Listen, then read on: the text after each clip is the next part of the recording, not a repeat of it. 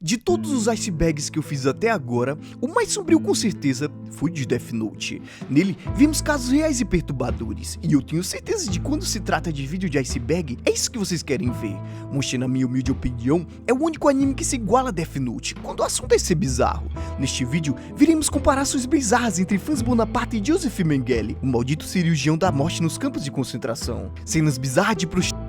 E ainda falaremos do mangá 20th Century Boys, que apesar de não ser basicamente de Monster, é do mesmo criador. Antes de começarmos esse iceberg, pelo que eu já apresentei, esse vídeo trará alguns temas muito sensíveis e que provavelmente o YouTube vai tirar a monetização desse conteúdo. Caso você goste e queira ajudar o canal, considere fazer um pix pelo link do comentário fixado. Muito obrigado ao El Noob e principalmente ao campeão da terra, pois ele me mandou R$50. Quando eu vi que ele tinha me mandado esse valor, eu fiquei igual o Luan Gameplay quando ganhou R$1.000 em live. Ó, vou fazer uma oferta. Quem me der 1.000, eu vou dar o rabo para... Além fortaleceu com R$0,000 pelo Pix bolado. Foda-se seu banco e nunca mais coloca o Carlinhos. Pegue seu café ou sua pipoca e seja muito bem-vindo, cara, ao único iceberg de Monster do YouTube.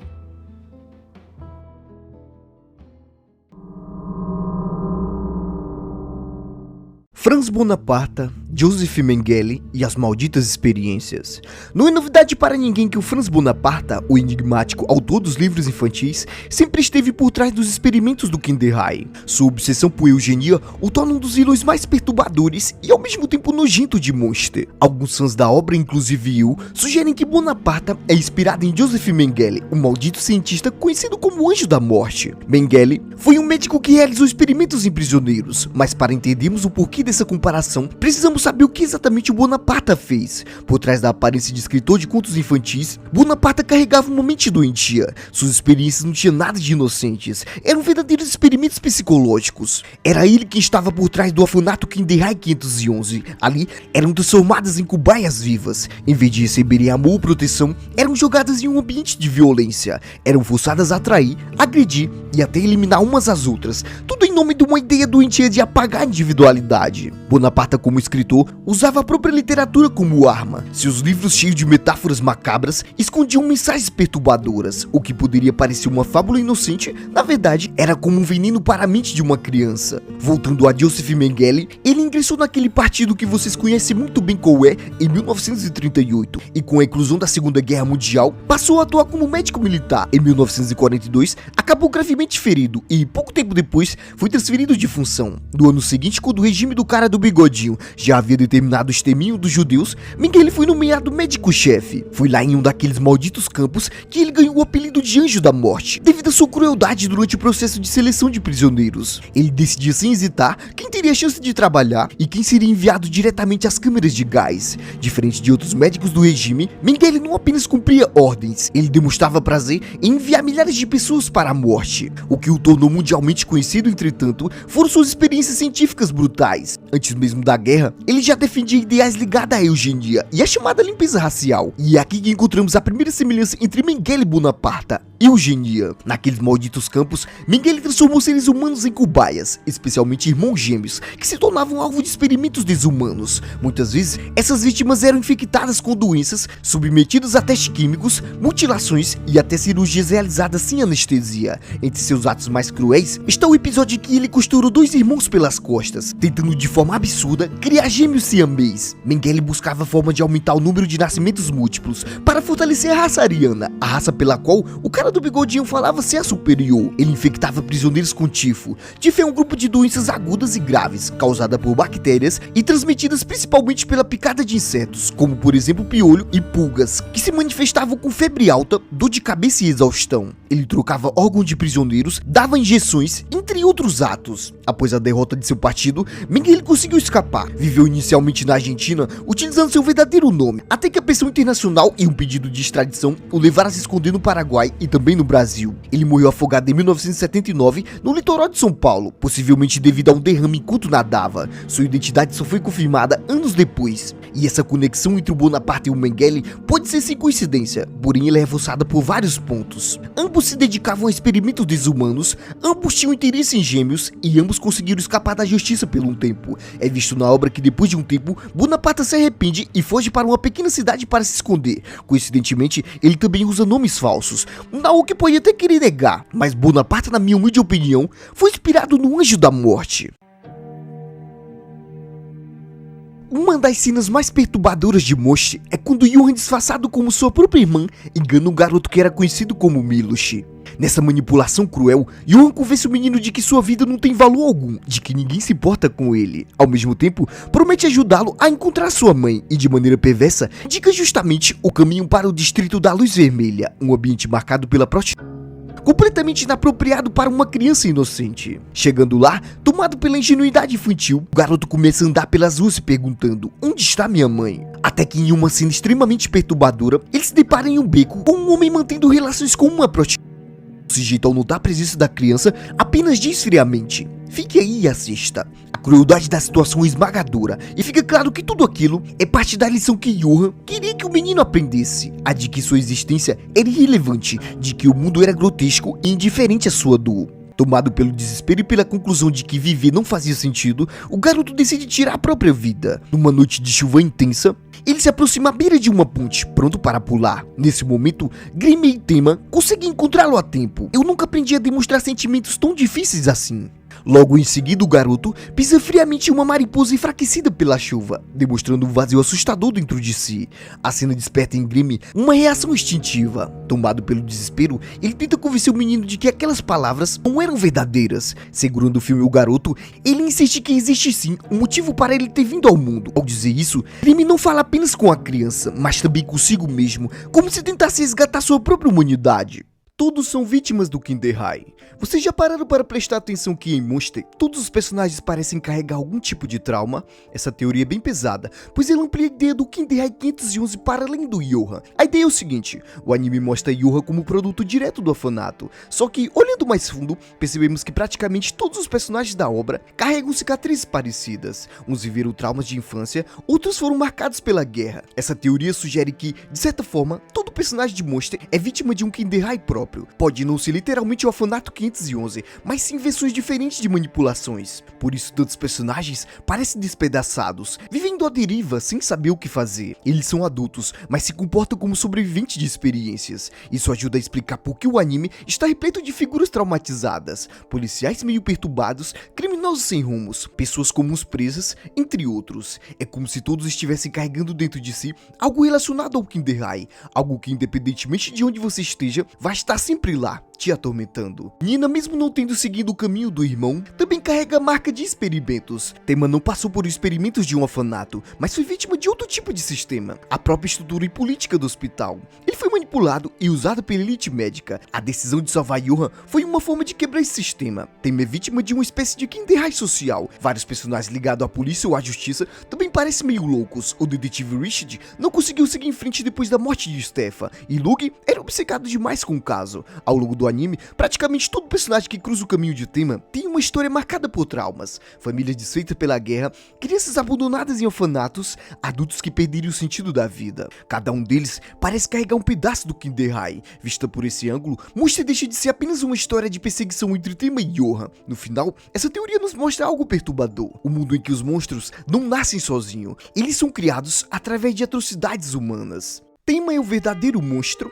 Existe uma teoria muito sombria em torno de Monster, que inverte completamente a lógica da história. Normalmente, todo mundo enxerga o Johann como o verdadeiro vilão, o monstro da trama. No entanto, alguns fãs acreditam que esse título não pertence a ele, mas sim ao Dr. Tema. Tudo começou com a decisão que muda o rumo de tudo, quando o Tema decide salvar a vida de Johann. À primeira vista, parece um ato ético e nobre, afinal, ele escolhe preservar a vida da criança em vez de ceder à pressão da política do hospital. Mas é essa escolha que também pode ser interpretada como o início do caos. A gente sabe que foi naquele momento que o Johann foi libertado. Se Tema tivesse deixado Johann morrer, talvez todos os massacres que ele fez nunca viessem a acontecer. A partir daí, a relação entre os dois se torna estranha. O Tema não apenas tenta capturar o Johann, ele se entrega a uma obsessão, segue seus rastros, o persegue sem descanso e parece parece que, mais do que salvar vidas, precisa provar algo para si mesmo. Johan, nesse sentido, deixa de ser apenas um inimigo e se transforma em um reflexo da decisão do tema. E é aqui que a teoria ganha peso. Talvez Tema nunca tenha agido por bondade. Quando ele escolheu salvar o Johan, foi porque queria ser fiel à sua ética, independentemente das consequências. Quando passou a persegui-lo, pode não ter sido pela justiça, mas por uma tentativa de limpar sua consciência. O que parece altruísmo, algo bom, talvez esconda o ego dentro dele. Se olharmos dessa forma, Johan deixa de ser o verdadeiro monstro. Ele passa a ser apenas uma consequência da escolha do tema. O médico que se apresenta como salvador de vidas é, na verdade, o homem que abriu as portas para a tragédia. No final, o título monstro pode não se referir exatamente ao Johan, mas sim ao Dr. Tema. O Kindehai existiu na vida real? No anime, o Kindehai 511 aparece como um orfanato cruel, onde crianças têm suas personalidades arrancadas e são submetidas a torturas psicológicas. À primeira vista, parece apenas ficção, mas o mais perturbador de tudo isso é descobrir que algo muito parecido já aconteceu na vida real. Durante a Guerra Fria, tanto a Alemanha quanto a União Soviética criaram instituições secretas para os jovens. Crianças eram afastadas das famílias, eram isoladas e obrigadas a crescer sem pensar por si mesmas. O objetivo era simplesmente assustador, formar pessoas que obedecessem sem emoção. Na Alemanha, o regime usado era chamado de internatos especiais, controlado pela Stasi, a polícia secreta alemã. Nessas instituições, crianças e adolescentes considerados problemáticos ou antissociais eram enviados para a reeducação. O processo incluía doutrinação ideológica, punições físicas e punições psicológicas. Lá dentro, jovens considerados problemáticos eram enviados para serem corrigidos, tudo para quebrar a mente do indivíduo. Na União Soviética, o nome mais famoso ligado aos experimentos psicológicos é o programa MK-Ultra. Eles testavam lavagem cerebral, uso de drogas, privação sensorial e hipnose. Além disso, havia os internatos para crianças de estado, onde jovens eram treinados para se tornarem soldados. Eles sofriam rotinas pesadas e, em alguns casos, eram até usados como cobaias em experiências. A ideia era destruir qualquer senso do eu e deixar apenas uma casca humana. E é aí que Monster fica ainda mais perturbador, porque quando Naoki criou o Kindehai, ele não estava inventando algo impossível, ele estava pegando um pedaço da nossa própria história e transformando em ficção. O orfanato do anime é, na verdade, quase que a mesma coisa de instituições que já existiram na vida real, e talvez por isso ele seja tão perturbador. 20th Century Boys. 20th Century Boys, ou Os Garotos do Século XX, é uma história que mistura mistério, ficção científica, ficção distópica, história alternativa, ação e, honestamente, muito outros estilos. E embora não estejamos exclusivamente falando de Monster, é do mesmo autor, então eu decidi comentar um pouco. A premissa é que existe um personagem conhecido simplesmente como Amigo. O Amigo começou a construir um culto em torno de si, mas algumas ameaças sinistras começaram a surgir, sugerindo que o Amigo está envolvido em planos incrivelmente perigosos, planos que até mesmo podem levar ao desastre do país. Seguimos nosso herói Kenji. Enquanto ele é sugado para todo esse jogo do Amigo, ele vai descobrindo lentamente quais são os planos dele e, mais importante, quem é esse amigo. O Amigo é alguém da infância de Kenji, e grande parte do mistério é descobrir qual pessoa da infância dele ele é. Urasawa leva a história através de muitos flashbacks. Aprendemos mais sobre os velhos amigos da escola de Kenji, e ele começa a se reconectar com eles no presente também. Enquanto isso, pistas sobre quem o Amigo poderia ser são espalhadas, e nós, lendo, tentamos juntar tudo assim como os personagens. Cada nova pista que eles descobrem é algo emocionante para nós. É um mistério incrivelmente envolvente, pois estamos tentando ver o quão longe o poder do Amigo alcança. O mangá sempre continua desenvolvendo esses personagens. Ver esses paralelos entre os personagens quando crianças e também em seus dias atuais é cativante. O mangá também faz um trabalho fantástico em se manter coeso. Ideias apresentadas no primeiro capítulo permanecem relevantes durante a maior parte do mangá. O primeiro capítulo sozinho começa com uma série de ideias para configurar o mistério principal. Esse mangá vem logo após Monster, e ele nunca deixa sua qualidade normal cair em nenhuma sequer página. Na verdade, assim como Monster, o estilo realista é um grande triunfo para ele. Um dos maiores elogios desse mangá é que 20th Century Boys usa muitos saltos no tempo, e de alguma forma, os personagens sempre são reconhecíveis, não importa em que épocas estamos. Embora o tempo passa, a gente sempre vai saber quem é quem, e isso é muito legal, cara. Qual o verdadeiro nome de Johan? Uma das únicas revelações que nunca tivemos em Monster é a verdade por trás do nome do Johan.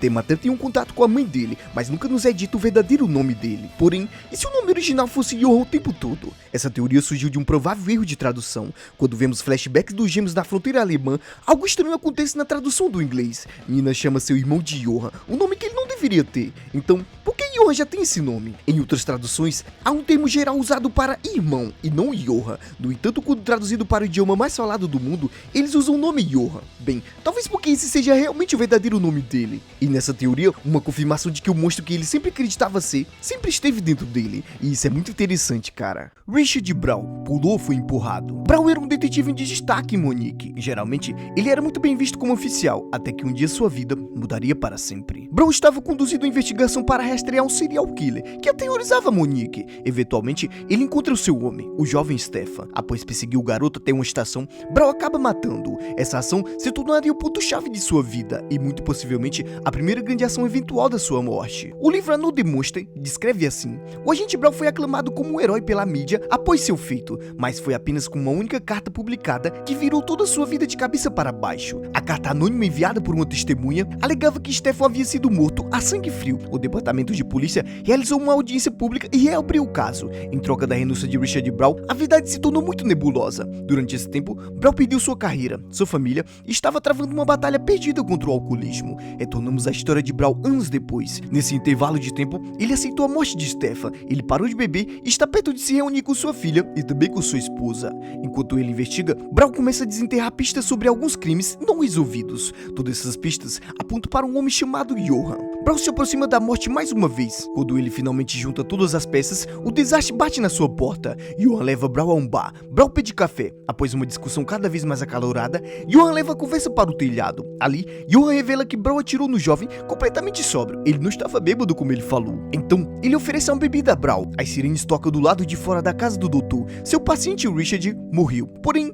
a pergunta ainda permanece: ele pulou de cima do prédio ou ele foi empurrado pelo Johan? O argumento do empurrão se baseia na ideia de que o Richard era forte o suficiente em caráter. Richard desconfiava o suficiente de Johan para ignorar suas provocações e, em uma última análise, forçou Johan a matá-lo. Porém, vamos contextualizar o personagem do Sr. Brown. Ele é um homem forte de caráter, que havia recentemente se recuperado do alcoolismo e estava à beira de se reunir com sua filha. Um homem cuja esperança havia dado frutos. Um homem que, apesar de ter sido expulso da força-tarefa, ainda trabalhava para encontrar justiça para aqueles casos não resolvidos.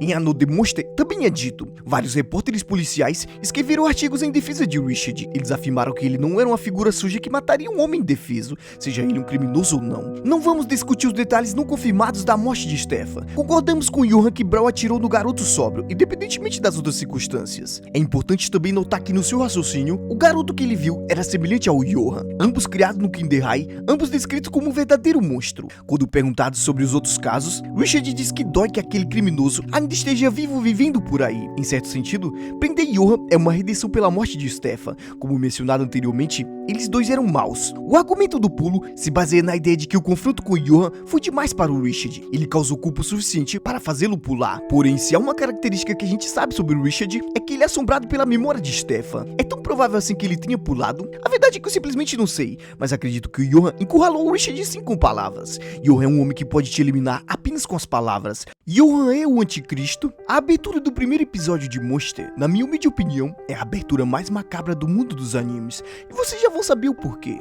A Bíblia fala que o anticristo será alguém que enganará o mundo inteiro. Ele não vem como um monstro, mas como um homem comum, com palavras doces e aparência de salvador. Ele será o grande enganador, o falso messias, aquele que trará falsas promessas de paz em tempos de desespero. As escrituras dizem que ele se levantará contra tudo o que é santo. Ele vai controlar a política e será capaz de seduzir multidões. Ele fará sinais e maravilhas mentirosas, e muitos acreditarão que sim, ele é o Cristo. Só que essa paz será falsa. Ele trará ordem ao mundo apenas para depois revelar o seu próprio rosto. A abertura já nos mostra um versículo de Apocalipse, onde ele faz a ilusão que Johan seria o anticristo. Essa citação não é aleatória, ela estabelece imediatamente o tom sombrio e profético da série. Johan fez com que cidades se eliminassem, fez a rebelião do Kinder High, entre outras várias atrocidades. E tudo isso eu devo lembrar a vocês que foi somente com as palavras. A presença do símbolo como os 3 sapos e o número 616, uma variação do número da besta, 666, e força a conexão que sim, Johan, na minha humilde opinião, é a melhor representação do anticristo em Monster.